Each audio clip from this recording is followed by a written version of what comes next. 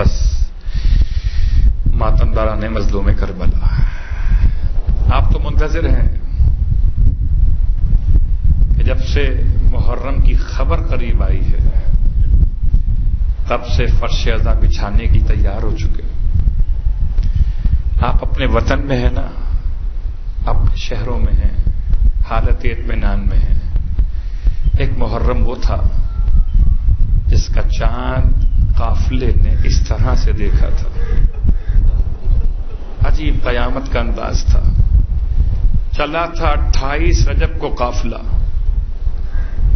پھر چلا تھا ذی الحج کی 8 تاریخ کو مکے سے، اور اس کے بعد چلتے چلتے راہ کوفہ میں امام کو محرم کا چاند دکھائی دیا تھا۔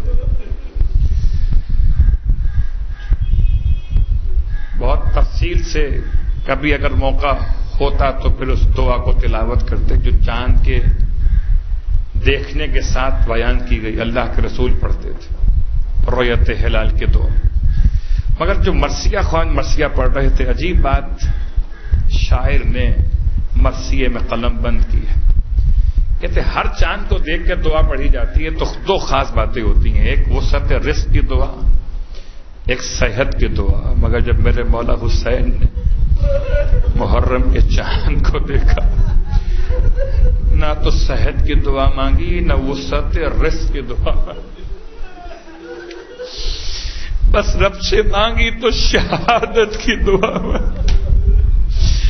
رونے والوں، یہ محرم کا چاند جب نمودار ہوا ہوگا اور امام نے محرم کے چاند کو دیکھا ہوگا، اچھا جو عالم الغیب ہو، جس سے معلوم ہو کہ کیا ہونے والا ہے، جب کبھی اس نے محرم کے چاند کو دیکھا ہوگا تو کبھی اپنے اکبر کو دیکھا ہوگا، کبھی محرم کے چاند کو دیکھا ہوگا تو کبھی عباس کے چہرے کو دیکھا ہوگا، کبھی محرم کے چاند کو دیکھا ہوگا تو اون و محمد کے چہروں کو دیکھا ہوگا، ارے کبھی محرم کے چاند کو دیکھا ہوگا تو اصغر کے چہرے کو دیکھا ہوگا۔ یہ چاند خبر دے رہا ہے کہ 10ویں کا دن تمام نہیں ہوگا، مگر یہ سارے خاک اور خون میں غلطاں ہو جائیں گے۔ میں کہوں گا مولا، آپ نے محرم کا چاند دیکھا اس وقت جب کہ کوئی شہید نہیں ہوا تھا، لیکن اس کے بعد جب تک زینب زندہ رہی محرم کا چاند دیکھا ہوگا، اور جب محرم کا چاند دیکھا ہوگا کبھی بہتے ہوئے خون کو حسین کے حلقوم سے دیکھا ہوگا، کبھی تڑپتے ہوئے لاشوں کو دیکھا ہوگا۔ واہ غربت!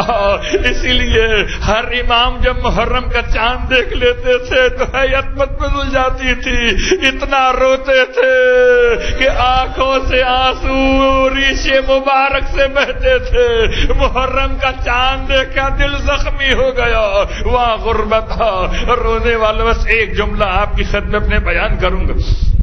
محرم کا چاند دیکھا، آنکھوں سے آنسو بہنے لگے۔ کہتے ہیں راوی پہنچا ہے، ریان ابن شبیب پہنچا ہے خدمت امام رضا علیہ السلام میں، اور مولا محرم کے چاند کی بات کو بیان کر رہے تھے۔ پہلی تاریخ محرم کی ہو چکی تھی۔ مولا فرماتے تھے اے شبیب کے بیٹے، محرم تو وہ مہینہ ہوتا تھا جب زمانے جاہلیت میں بھی لوگ اپنے دشمن کے خلاف ہتھیار نہیں اٹھاتے تھے۔ اسی مہینے میں ہمارے جد کو ذبح کیا گیا، اسی مہینے میں ہمارے خیمے لوٹے گئے، اسی مہینے میں ہماری بیویوں کے سروں سے چادریں لوٹی گئی۔ اے شبیب کے بیٹے، اے شبیب کے بیٹے، یہ محرم کا چاند نہیں ہے، یہ غم کا عنوان بن کے رہ گیا۔ اجرکم اللہ۔ مولا رو رہے تھے، بیان کر رہے تھے۔ شبیب کا بیٹا ریان کہتا ہے، مولا روتے روتے فرماتے تھے اے شبیب کے بیٹے، اگر تیرا کبھی دل رونے کو چاہے تو میرے جد حسین پہ رویا کر کہ میرے جد کو ایسے ذبح کیا گیا جیسے زمانے جاہلیت میں حیوان ذبح کیے جاتے تھے، اور خالی جد ذبح نہیں ہوا، 18 ایسے جوان ذبح ہوئے کہ جن کی نظیر نہیں ملتی۔ واہ محمد! محرم کا چاند قریب آ گیا، ایک کا ماتم نہیں ہے، ایسے 18 ذبح کیے گئے۔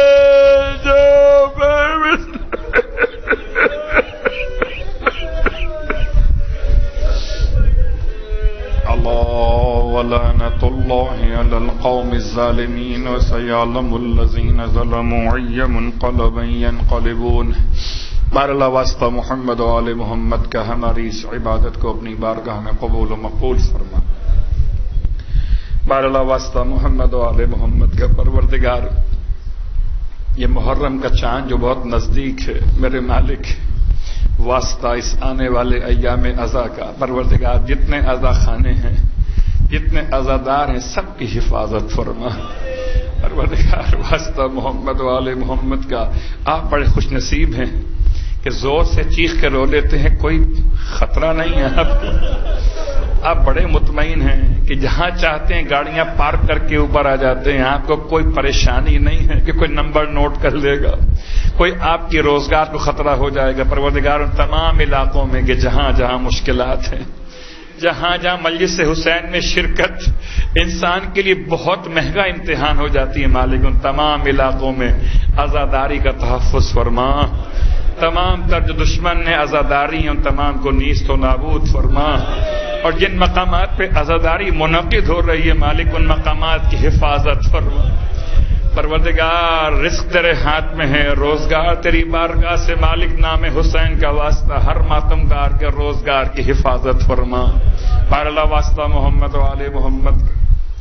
کتنے ہی بیچارے ایسے ہیں کہ جو شاید اس سال یہ سوچ رہے ہوں کہ اتنا سرمایہ نہیں ہے کہ مولا کی سبیل کر سکے. مالک ان کے رزق میں برکتیں عطا فرما. پروردگار واسطہ آل محمد کے کتنے ہی ایسے بیمار ہیں جو کبھی فرش ادا کی خدمت کیا کرتے تھے، اب اس قابل نہیں رہے. پروردگار انہیں اتنی صحت و توانائی عطا فرما کہ پھر حسین کا ماتم کر سکیں، فرش ازائے حسین منعقد کر سکیں. بار اللہ واسطہ محمد و آل محمد کا پروردگار تمام تر صاحبان ایمان کی حاجات شرعیہ کو پورا فرما.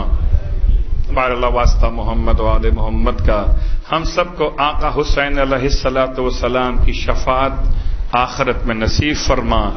دنیا میں آپ کی زیارت سے مشرف فرما. امام زمانہ علیہ الصلوۃ والسلام کے ظہور میں تعجیل فرما. ہم کو بھی، ہمارے آبا و اجداد کو بھی، ذریت و اولاد کو بھی امام علیہ السلام کے خون کے انتقام اور خون کے طلبگاروں میں، امام زمانہ کے غلاموں میں شامل فرما. ربنا تقبل منا انك انت السميع العليم بجاه محمد وآله المعصومين برحمتك يا ارحم الراحمين.